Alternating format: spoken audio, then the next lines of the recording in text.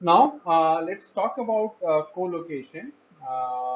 Let's skip few slides which we have already discussed in the first part of the lecture.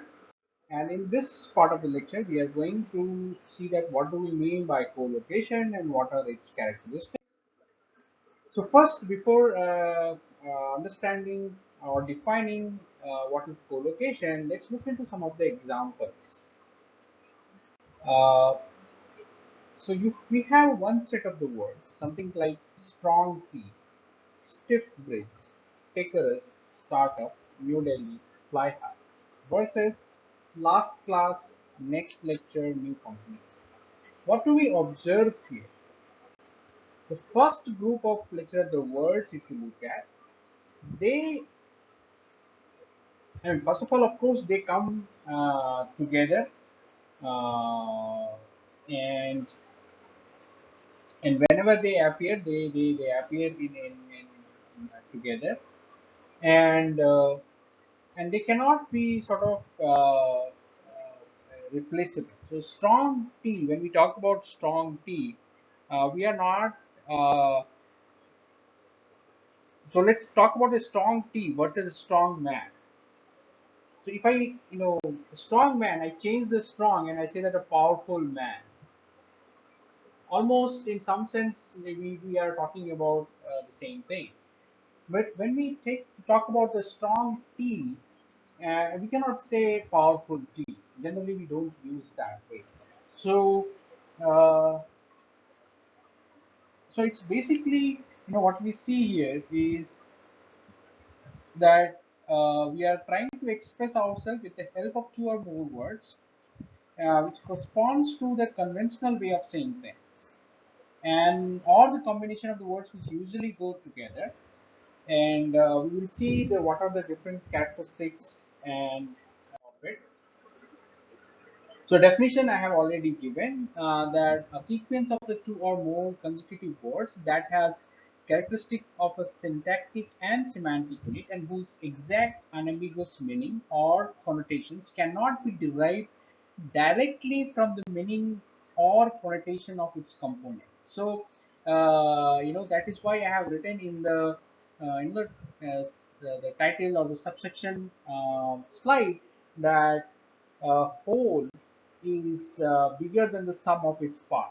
So meaning thereby is that I don't get the meaning, the exact meaning of the phrase by looking at the constituent words. So if you go back and look into this example of the strong T, so again here it's not the exact meaning of the strong and the T which is being combined.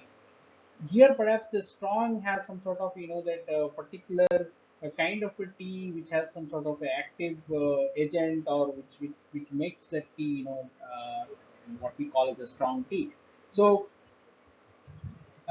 we cannot directly sort of here it's not talking about the strong does not mean that something that is physically strong. So that's why it does not come from the component or the constituent, the meaning of the constituent words. And so this definition needs to be a bit more refinement, that this we can have these words or the tokens which may not be consecutive but still creates a collocations. So for example, knocked on the door and knocked at the classroom door. So here the knock and the door, which is sort of appearing not together but still constituent collocations, yeah, or falls into the collocation. The characteristics, it's a very subtle uses of these one two or more words, and they are not easily sort of explainable, as I was sort of also already mentioning. Whether you have this strong T but not powerful T, we say stiff breeze, but we don't say stiff wind. But however, we do say powerful wind and so on. So we say white wine but not yellow wine, and so on. So let's try to sort of another characteristic is that you cannot substitute the words. So for example, in yellow uh, cannot replace white in white wine, or you cannot put some other color.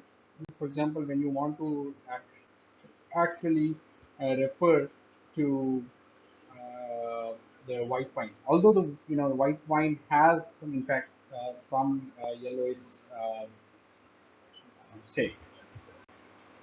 And then the third characteristic is that we cannot modify it using any additional lexical materials or grammatical transformations.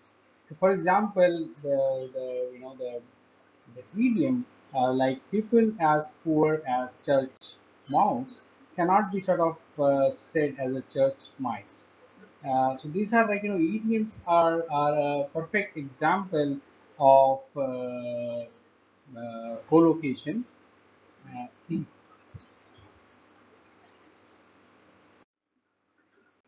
then there are some special kind of a collocations because they have some sort of special, in some sense, they're some extra characteristics, or they may not exactly follow the similar characteristics as a kind of collocations like idioms, but still they are termed and categorized as a collocations.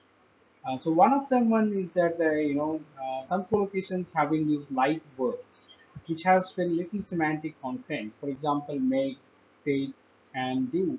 These are the light verbs, but then they are part of this kind of collocations like make a decision, do a favor, where we cannot have like something like take a decision. So make a decision is used, and but not like a take a decision. Uh, Similarly, it's not like a do a favor. It's you cannot have a like make a favor instead of do a favor. So here again, there's nothing in the sense of the meaning of these verbs which actually makes them to be a part of this collocations, but then they are there and they cannot be changed. Then you have these phrasal verbs, and they are the important part of, for example, this we are talking about the mostly the English language here.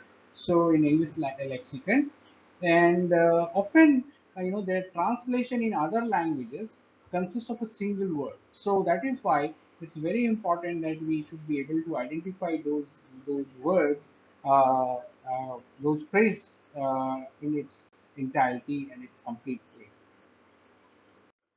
Then we have these proper nouns. They are quite different from the lexical collocations. Again, they are more like fixed phrases, and they reappear exactly in the same form. So something like you have these New Delhi, San Francisco, and all these. So those are the examples of such kind of a collocations. And then when we are dealing with some sort of a technical domain, then we have those some terminological expressions which may not again satisfy exactly the characteristics of the collocations. They may be very high compositional. Still, we want them to identify in its entire phrase, entire, let's say that the group of tokens, so that whenever we have to express them, we express them correctly. So this kind of a collocations, they are also sort of considered as a special category of collocations, even though they often they are very or they are highly compositional. Again, the question is that why it's important to study co-locations. So again, there are many reasons to do that. So if you want to do the automatic generation of the lexicography, you need to understand, identify the important co-locations so that that can be added in a dictionary. Uh, if we, when we are performing this parsing, if we are not putting these group of words together, then the parser will get incorrect signals, or they may not be able to correctly put them into the correct syntactic structure. Also, the semantic, the meaning will be lost, because you can think about, for example, the strong T and so on. So such examples, if we are not put them together or identified correctly, they will lead to the incorrect inference of the meaning. Natural language generation, again, you want your output and whatever the text which you are generating, they should be sound as natural. And if you want to say the strong T, but if you instead you if you say powerful T, then that sort of indicates that that perhaps it's not uh, the model is not correct, or it has not really understood the language. And for linguistic research purpose also, this has a lot of importance, because you can study the social phenomena like reinforcement of cultural stereotypes through language, because the kind of words is being used, how the group of words are being used, those can be sort of understood from the study of these collocations and relating with the social phenomena. Machine translation, as we have already mentioned, that there are some verbs, there are, like, some words which in one language you may have in a phrase or as a kind of in a co-locations where two or more tokens are there, but in another language they are being represented by a single word. And in that case, if you don't have to identify these co-locations correctly, your translation may be sort of will be incorrect. So that's the kind of an end of why we want to study collocations. What are collocations? What are the main characteristics of almost the major examples of the collocations? And there are some specific kind of collocations, although they may not be composed, they may not have the real characteristics or all the characteristics of the collocations, but still they are considered as a collocations.